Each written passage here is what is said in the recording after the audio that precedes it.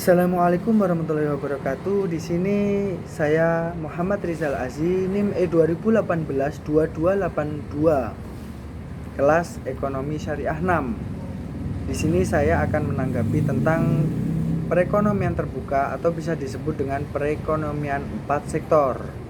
Apa sih perekonomian terbuka? Perekonomian terbuka yaitu perekonomian 4 sektor merupakan suatu negara yang mempunyai hubungan ekonomi dengan negara-negara lain. Maksud dari pengertian tersebut yaitu tidak hanya perekonomian tersebut dalam negeri, tetapi bisa juga dijangkau untuk ke luar negeri.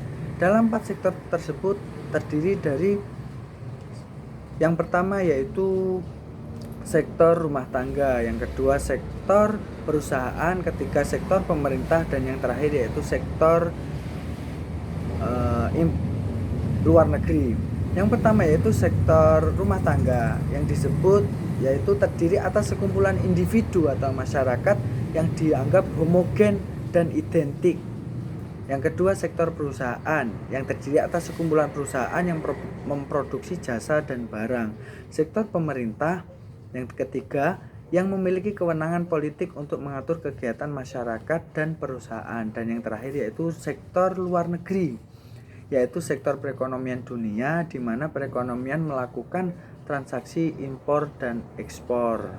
Mekanisme perekonomian 4 sektor disebut dengan kegiatan ekonomi 4 sektor karena kegiatan ini tidak hanya melibatkan pelaku-pelaku ekonomi dalam negeri saja, tetapi juga masyarakat di luar negeri.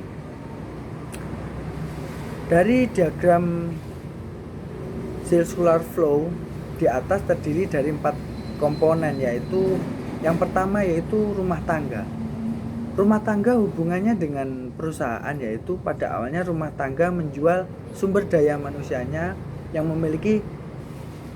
dimilikinya kepada perusahaan. Dari interaksi antara rumah tangga dan perusahaan dipertemukan pada pasar tenaga kerja.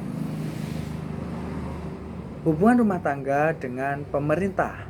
Dalam hubungan ini rumah tangga menyetorkan sejumlah uang sebagai pajak kepada pemerintah, dan rumah tangga menerima penerimaan berupa gaji, bunga, penghasilan non balas jasa dan pemerintah. Terus hubungan rumah tangga dengan negara lain. Untuk mencapai hubungan dengan negara lain, rumah tangga harus melewati pasar barang dan pasar luar negeri. Rumah tangga mengimpor barang dan jasa dari luar negeri untuk memenuhi kebutuhan hidup. Yang kedua, perusahaan. Hubungan perusahaan dengan rumah tangga. Perusahaan menghasilkan produk-produk berupa barang dan jasa yang dikonsumsi oleh masyarakat.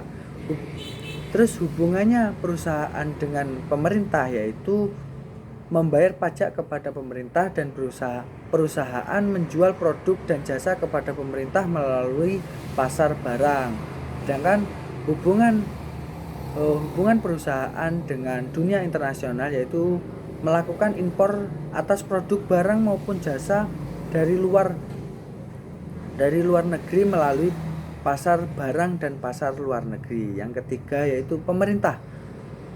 Pemerintah hubungannya dengan rumah tangga yaitu pemerintah menerima setoran pajak rumah tangga untuk kebutuhan operasional, pembangunan, dan lain-lain untuk membangun negara. Hubungan pemerintah dengan perusahaan yaitu pemerintah mendapatkan penerimaan pajak dari perusahaan, dan pemerintah juga memberi produk dari perusahaan berdasarkan dana anggaran belanja yang ada. Yang keempat yaitu negara lain atau sektor luar negeri. Sektor luar negeri hubungan dengan rumah tangga yaitu negara-negara lain ataupun negara internasional menyediakan barang dan jasa untuk kepentingan rumah tangga yang dilakukan di pasar luar negeri. Terus hubungannya sektor luar negeri dengan perusahaan yaitu dunia internasional atau negara lain mengekspor produknya kepada bisnis-bisnis perusahaan yang ada dalam negeri.